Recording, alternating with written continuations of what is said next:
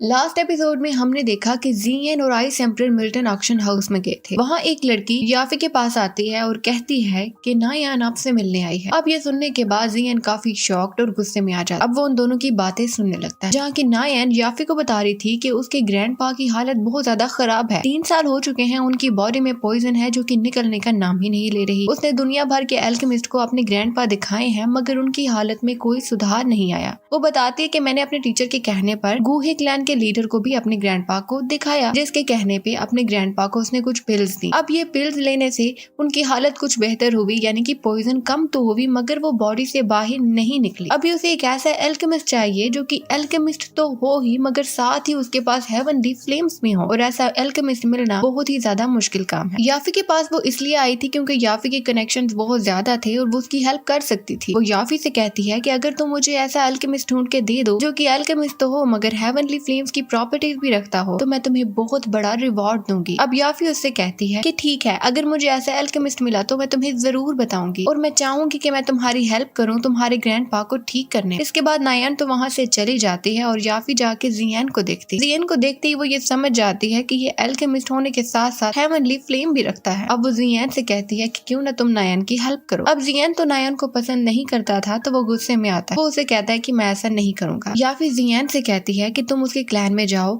उसके ग्रैंडपा को ठीक कर दो, क्योंकि तुम्हारे पास ऐसी पावर्स हैं, और ऐसा करने का मैं तुम्हें इसलिए कह रही हूँ क्योंकि वो तुम्हें रिवार्ड में ऐसे इंग्रेडिएंट्स दे सकते हैं जिससे कि तुम अपने सोल पावर को रिस्टोर कर सकते हो। अब जियन जैसे ही ये बात सुनता है कि उसे वो इंग्रेडिएंट्स मिल सकते हैं, तो वो फौरन से वहाँ जाने का डिसाइड कर लेता है, क्योंकि उसे अपने मास्टर को ठीक करना था। अब जियन उससे कहता है कि ठीक है, मैं नायोन के क्लैन में जाकर उसके ग्रैंडपा को ठीक करने की कोशिश करूंगा। अब याफी उसे एक मास्क देती है और उससे कहती है कि इस मास्क से तुम्हारा ऑरा छुप जाएगा और किसी को भी ये नहीं पता चलेगा कि तुम जियन हो। अब जियन ने वहाँ जाने का डिसाइड कर लिया था, और जब वो रास्ते में जा रहा था तो तब उसे एक आदमी मिलता है। जी हाँ, ये आदमी वही है जिसे कि जी जूनियर ने हायर किया हुआ है, और उसने उसे हायर इसलिए किया है ताकि वो उसे जियन की खबरें देता। अब वो आदमी जियन के सामने आता है और उससे कहता है मैं तुम्हें जिंदा नहीं छोड़ूंगा। जियन कहता है तुम कौन हो और मुझ पर अटैक क्यों करना चाहते? अब ये आदमी उससे कहता है कि तुम्हें मैं क्यों बताऊं कि मैं कौन हूँ, और वो फौरन से उस पर अटैक कर देता है। ये आदमी बहुत ज्यादा पावरफुल था और जियन से उसे लड़ा नहीं जा रहा था। तभी जियन बेहोश होने वाला होता है और ये आदमी हंसने लगता है और आकर उसे खंजर से मारने ही वाला होता है कि तभी जियन होश में आ जाता है। वो अपने बुद्धा लोटस एंगर को यूज करना चाहता है ताकि वो इस आदमी को मार सके, लेकिन तभी आइस एम्परर वहाँ आकर उसे रोक देते हैं। वो उससे कहते हैं तुम बुद्धा लोटस एंगर का यूज मत करो, इससे मैं निपटता। अब आइस एम्परर उसे लड़ना स्टार्ट कर देते हैं, लेकिन तभी वही आदमी जीत रहा होता है। इंस्टेड कि वो जीत रहा होता है, इसके बावजूद वो आदमी ये कहकर वहाँ से चला जाता है कि मेरा मिशन पूरा हुआ। अब जियन को समझ आ जाती है कि इसका मिशन उसे मारने का नहीं था।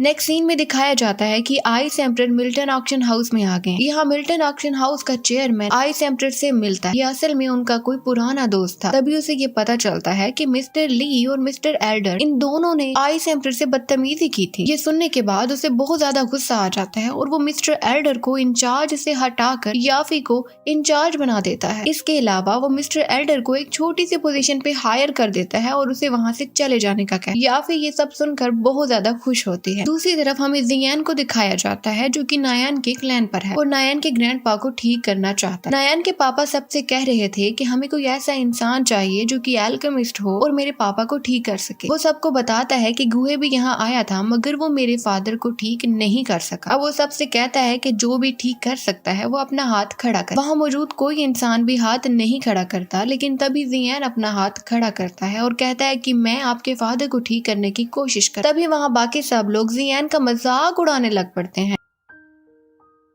कि तुम इतनी छोटी सी उम्र के हो, रैंक 5 का गूहे भी नहीं ठीक कर पाया, और भी बहुत से एल्केमिस्ट थे जो कि रैंक 5 के थे, मगर वो यही नहीं कर पाए, और तुम एक रैंक 2 के एल्केमिस्ट हो और तुम कहते हो कि तुम ठीक कर दोगे। ये सुनकर नायान के फादर को भी काफी डाउट होता है और वो अपना डाउट जियन के सामने रखते हैं, जिस पर जियन टोंट मारता है और कहता है कि क्या गूहे पे भी आपने ऐसा ही शक किया था? ये सुनते ही नियान के फादर को गुस्सा आ जाता है, लेकिन तभी नियान भी वहाँ आती है। फिर वो जियन से कहती है कि मेरे फादर आप पर शक नहीं कर रहे, आप प्लीज इसे पर्सनल मत लें। अब जियन काफी गुस्से में था और फिर वो अपने हाथों से हेवनली फ्लेम निकाल कर दिखाता है। ये देखते ही नियान के फादर और बाकी सब लोग हैरान हो जाते हैं कि एक रैंक 2 का अल्केमिस्ट और हेवनली फ्लेम। ये देखने के बाद क्योंकि सब हैरान थे और नियान के फादर भी काफी हैरान थे, वो जियान से अपनी बदतमीजी की माफी मांगते हैं और उससे कहते हैं कि प्लीज आइए और मेरे फादर को ठीक करिए। यहाँ जियान जब अंदर जाता है और नियान के फादर को ठीक करना चाहता था तो वो उन्हें बताता है क्योंकि काफी टाइम से इनकी बॉडी में पॉइजन है तो अब इन्हें बचाना बहुत ही ज्यादा मुश्किल है। अगर मैं ये ट्रीटमेंट करूंगा तो इससे ये बच भी सकते हैं और मर भी सकते हैं। अब ये आप पर डिपेंड करता है कि आप इन्हें बचाना चाहेंगे या कि पॉइजन से मरवाना चाहेंगे। और हाँ, मैं आपको गारंटी नहीं देता कि इस ट्रीटमेंट से ये बचेंगे ही। अब उनके पास कोई चारा नहीं था तो वो जियन से कहते हैं हम इन्हें ऐसे ही मरने नहीं दे सकते, इससे तो बेहतर है कि आप इनका ट्रीटमेंट करें और इन्हें इस रिस्क में डालें, या मौत या जिंदगी। इसके बाद जियन उनका ट्रीटमेंट स्टार्ट करता है। वो हेवनली फ्लेम का यूज करता है और हेवनली फ्लेम के यूज से उनके अंदर के पॉइजन को निकालने की कोशिश करता है। जब वो उनका ट्रीटमेंट कर रहा होता है तो नयान उसके फादर उससे काफी इम्प्रेस होते हैं। जियन काफी हद तक अपनी कोशिश से उनकी पॉइजन को निकालने में कामयाब हो जाता है। और यहाँ जब नयान के फादर नयान को देखते हैं कि वो काफी गौर से उस लड़के को देख रही है तो वो उससे पूछते हैं क्या तुम इस लड़के को पसंद करती हो। अब नयान हंसकर मना कर देती है कि नहीं नहीं, मैं इसे पसंद नहीं करती। जियन काफी मेहनत से अपने ट्रीटमेंट को जारी रखता है लेकिन क्योंकि ये पॉइजन काफी दिन से उनकी बॉडी के अंदर इसलिए इस पॉइजन को निकालना काफी ज्यादा मुश्किल था। अब पॉइजन उसके हाथों की फ्लेम के साथ घुलकर उसकी अपनी ही बॉडी के अंदर जा रही थी। आहिस्ता आहिस्ता नायान के ग्रैंडपा की हालत में काफी सुधार आ रहा होता है और वो होश में आ रहे होते हैं। अब जब नायान देखती है कि उसके ग्रैंडपा होश में आ रहे हैं तो वो बहुत ज्यादा खुश होकर उनके पास जाने की कोशिश करती है, लेकिन तभी उसके ग्रैंडपा उसे पास आने से मना कर क्योंकि वो बहुत ज्यादा गुस्से थे नायान की शादी तोड़ने वाली बात पर। एक्चुअली में जब नायान ने अपनी शादी तोड़ दी थी तो उसके ग्रैंडपा इतने ज्यादा गुस्से में आ गए थे कि वो अपने लेवल को बढ़ाने की ट्राई करते रहे और तभी एक जहरीले जानवर ने उन्हें काट लिया था, जिसके बाद से अब तक वो पॉइजन उनकी बॉडी से नहीं निकल पाई। लेकिन अब जब जियान ट्रीटमेंट करता है तो आहिस्ता आहिस्ता वो पॉइजन उनकी बॉडी से निकल रही है। जियान इस ट्रीटमेंट को काफी देर तक करता रहता है और उसके बाद वो वहाँ से जा रहा होता है। नायान जियान से बात करने की कोशिश करती है, उसको थैंक्स करती है और चाहती है कि कुछ और बातें भी उससे करे, मगर जियान को कोई भी इंटरेस्ट नहीं है नायान से बात करने के और वो वहाँ उसे बाय कहकर चला जाता है। नायान को उसका ये बिहेवियर काफी एरोगेंट लगता है। नेक्स्ट सीन में दिखाया जाता है कि जियोन बैठा मेडिटेट कर रहा होता है और तभी उसे पता चलता है कि उसकी अपनी बॉडी से पॉइजन फ्लेम निकल रही है और वो पहले से भी ज्यादा पावरफुल हो चुका है। एक्चुअली में उसने नायान के ग्रैंडफादर से जो पॉइजन निकाली थी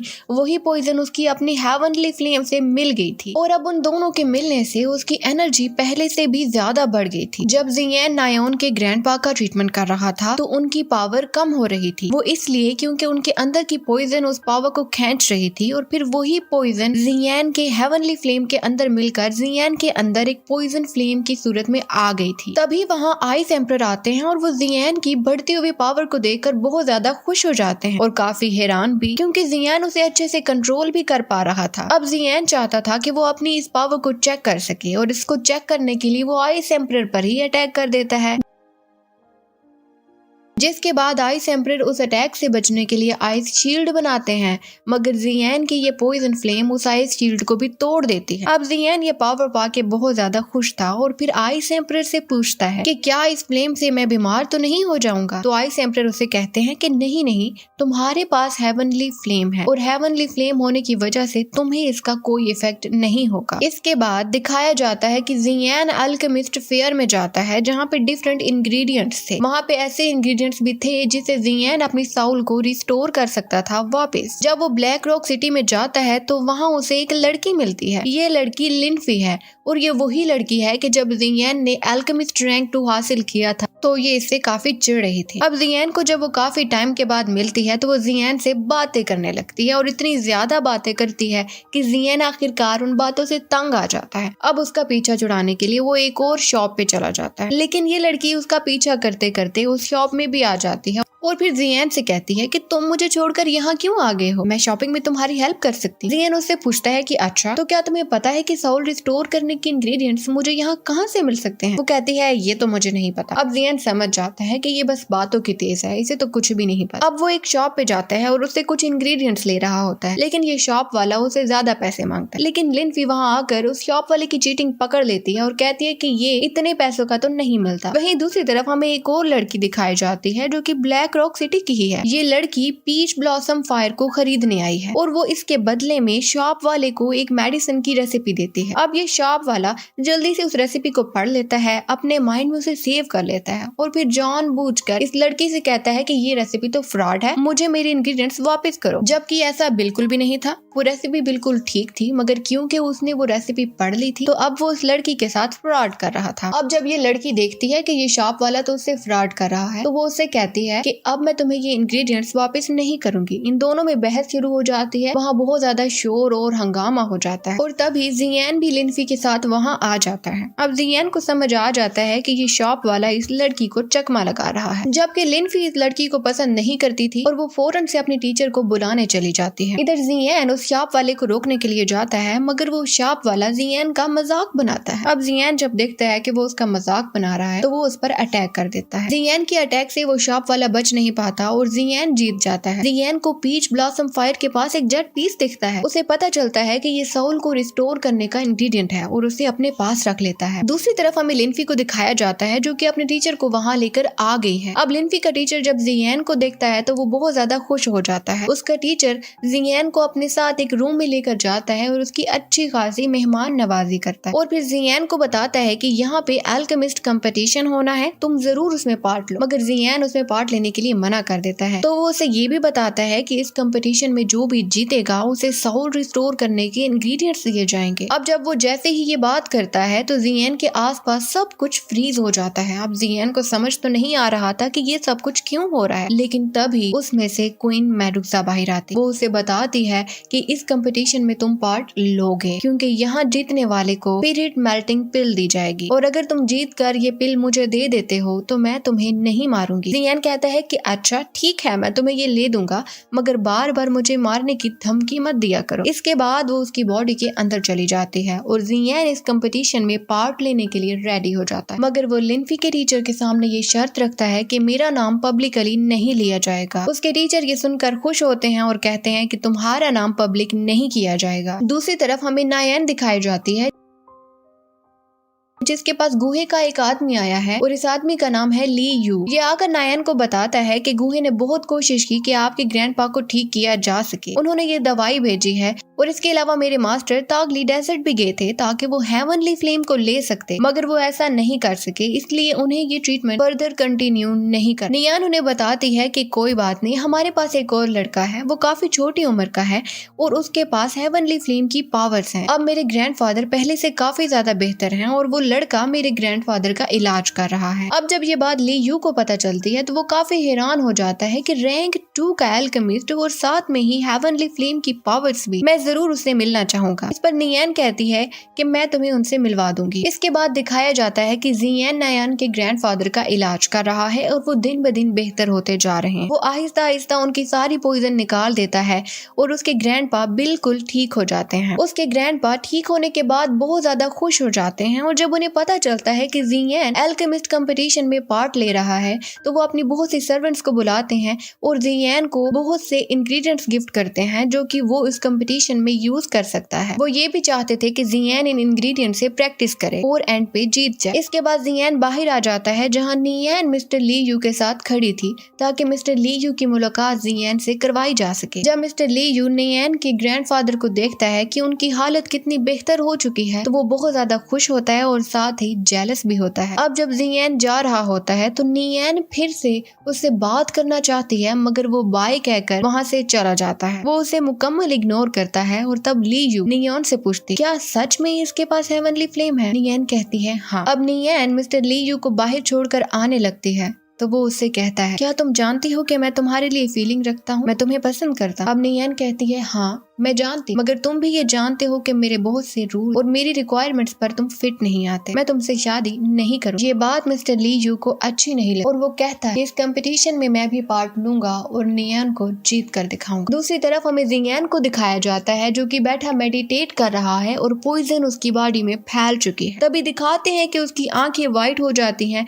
और फिर वो अपने मास्टर को देखता है। वो फौरन से भाग के उनके पास जाता है और तभी नियान आ जाती है और उस पर हमला कर देती है। अब जियान भी नायान पे अटैक करता है, लेकिन तभी वो देखता है कि उसने नायान पर नहीं बल्कि यूजी पर अटैक किया है और फिर वो देखता है कि नायान ने उसके मास्टर और यूजी दोनों को फांसी पे चढ़ा दिया और साथ ही साथ वो जियान को भी लावा में गिरा रही है। जियान बहुत ज्यादा डर जाता है और तभी आइस एम्परर उसके पास आते हैं। वो उसे हाथ लगाते हैं और जियान नींद से जाग जाता है। उसे पता चल गया था कि ये एक सपना था। जब वो नियान के ग्रैंडपा का ट्रीटमेंट करता है उसके बॉडी का पॉइजन पहले से भी ज्यादा थिक हो जाता है। इसके बाद हमें एल्केमिस्ट कंपटीशन दिखाया जाता है जहाँ की जियान गया है वहाँ पार्टिसिपेट करने के लिए। यहाँ और भी शहर के बहुत से लोग आए हैं पार्टिसिपेट करने के लिए, लेकिन तभी वहाँ पे एक प्रिंसेस आती है जो कि छोटी सी हाइट की है, काफी शरारती है और सब पर अपना हुक्म चलाना चाहती है। तभी मिस्टर ली यू इस प्रिंसेस के साथ जियान के पास आता है और उस प्रिंसेस को जियान का बताती है कि ये रैंक 2 के अल्केमिस्ट हैं और साथ ही इनके पास हेवनली फ्लेम। ये सुनकर प्रिंसेस काफी चौंक जाती है और जियान से कहती है कि क्या आप मुझे अपने हेवनली फ्लेम दिखाएंगे। इस पर जियान कहता है कि मैं आपको वो नहीं दिखाऊंगा क्योंकि वो कोई शो ऑफ की चीज नहीं है। ये सुनकर प्रिंसेस का ईगो हर्ट हो जाता है और वो जियान से कहती है आखिर तुम्हारे पास इतनी भी क्या बड़ी चीज है कि तुम मुझे दिखा भी नहीं सकते। अब जियान आगे जाना चाहता है,